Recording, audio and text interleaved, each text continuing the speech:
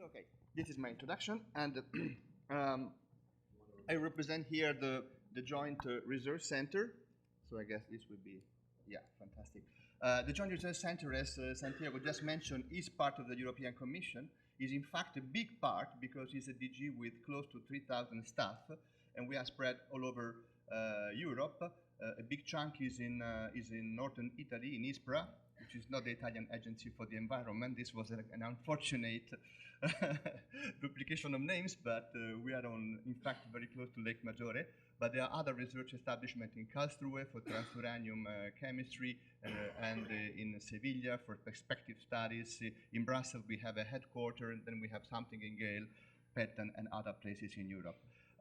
So we are very happy to host this conference, which is really manifest the way in the Commission we like to work, in a sense that we have the policy DG represented by Santiago and a technical DG represented by me, putting our energies together where everyone does what he does best. In this particular instance, the cooperation we have with Santiago is called CRI, the Center for Research on Impact Evaluation. We exist since a couple of years, and we really aim to bring together not only our own expertise, but also the expertise of academia, and to act as a sort of a bridge for the Commission services. In this case, mainly DG Employment, but possibly others in the future. And the focus is really on labor market policy. This COMPIE conference is hosted in this very peculiar quarter of Rome, which is very much unlike Rome. This is what we Roman call the Square Colosseum, Palazzo della Civiltà.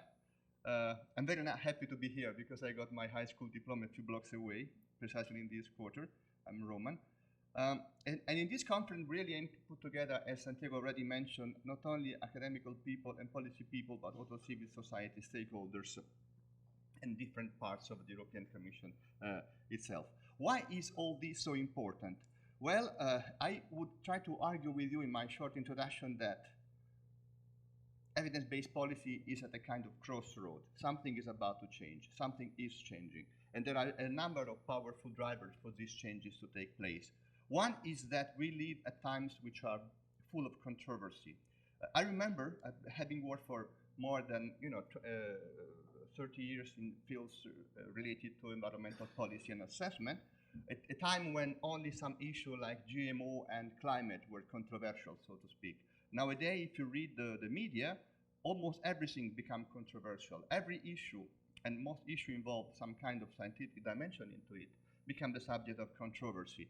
In the UK, you may have heard the story of culling the badgers. Then there was the story of BM pesticide, the huge dispute between Germany and France on the cooling liquid for Mercedes-Benz, whether it could be used, what it could not. And all these things fill the media. And in all these controversies, science play a role, statistics plays a role.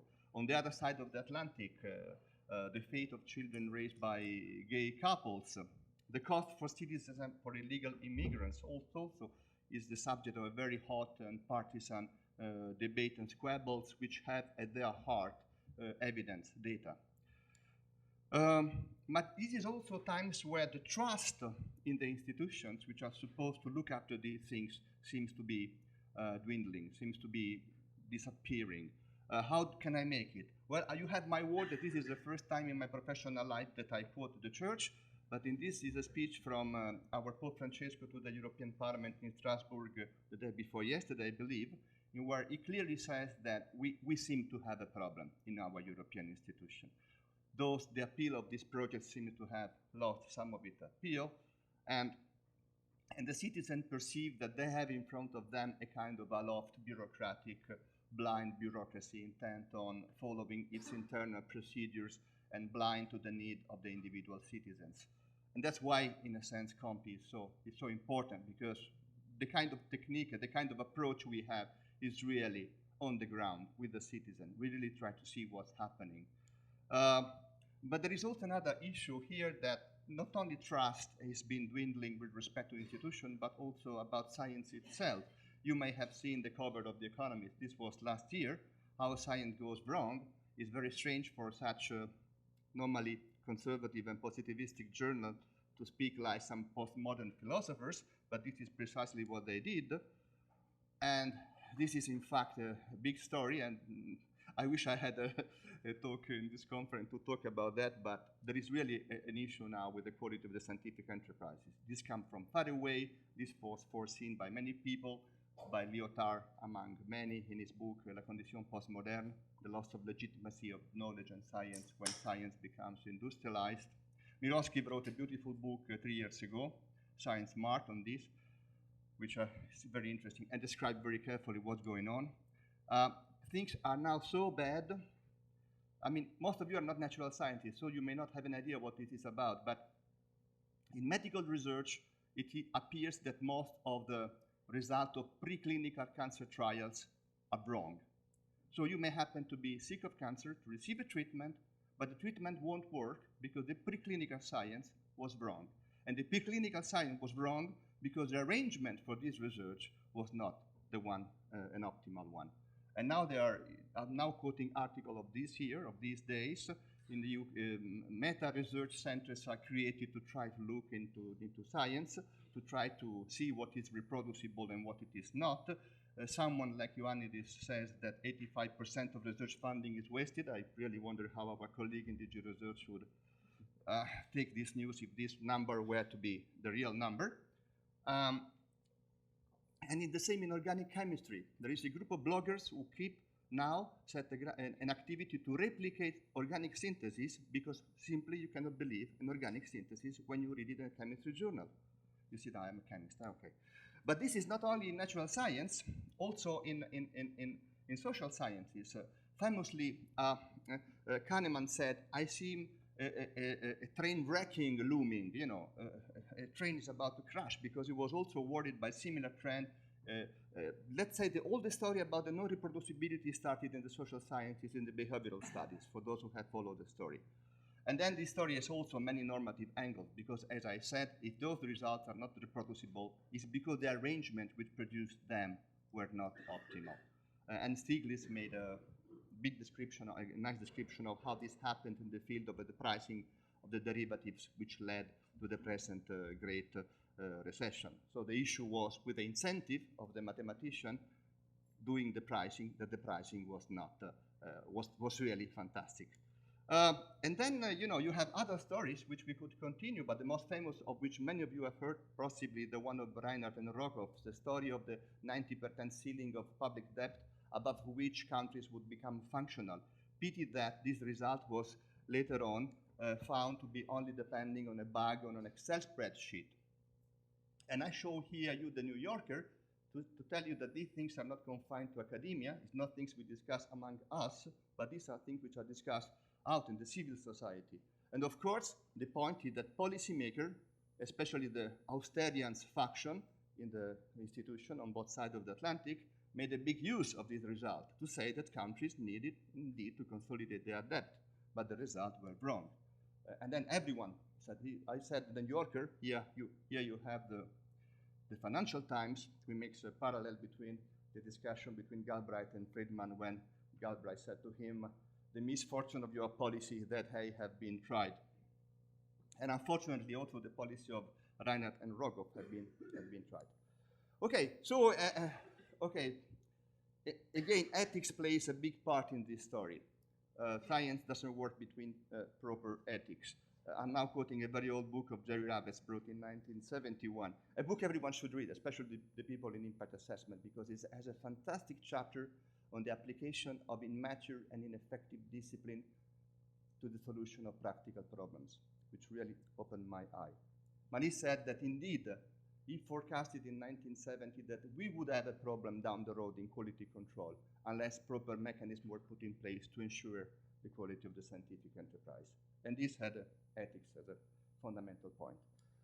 Okay, also, you know that uncertainty is now routinely fabricated or concealed by opposing faction, depending on the convenience. You may have heard about this book where they describe how tobacco companies try to increase the uncertainty on the health effect of tobacco so that legislation could not be enacted to limit tobacco use. If you read, like statistician, you may be more inclined to read the article of Limmer, Tantalus on the Road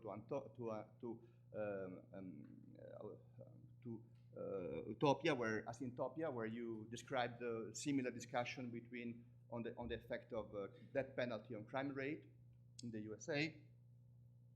So really, an instrumental use of uncertainty is very common in kind of antagonistic discussion on the adoption of policy. So all this to say that it becomes very difficult in our line of business to distinguish between evidence-based policy from policy-based evidence. Okay, so given this, can technique help? Of course, technique in this case can help. It's not the solution, it's part of the solution. Clearly, if you apply a counterfactual method, at least you achieve a degree of transparency. Maliano business is sensitivity analysis, where I look at transparency of mathematical models, and I can tell you that the counterfactual analysis is much more transparent than a mathematical model when you look at the inference. Trust, so because this technique is parsimonious and has a simplicity at level of understanding, can be better used in a policy discussion. Imagine that you have to debate a policy on the basis of the outcome of a mathematical model, as opposed to based on a counterfactual. Makes a big difference in terms of how much you can trust the result. Legitimacy, because necessarily you need to involve the stakeholders if you want to and Santiago just mentioned, the partnership meeting. You really have to talk to people and convince people in each and every member country to go and do these things, as opposed to formulate a model with some, and then some differential equation up in Brussels. So this really, I think, is helpful. And then, and this is my last slide, I hope we are moving toward a new culture of evaluation, whereby we will not longer see at ex ante and ex post studies as two separate entities. Our group has been arguing for a long time that if you want to do a good ex ante impact evaluation, you should at least have at your disposal some good ex post study. The same policy must have been tried somewhere else, and this must have been done with some kind of counterfactual. Otherwise, what are we talking about?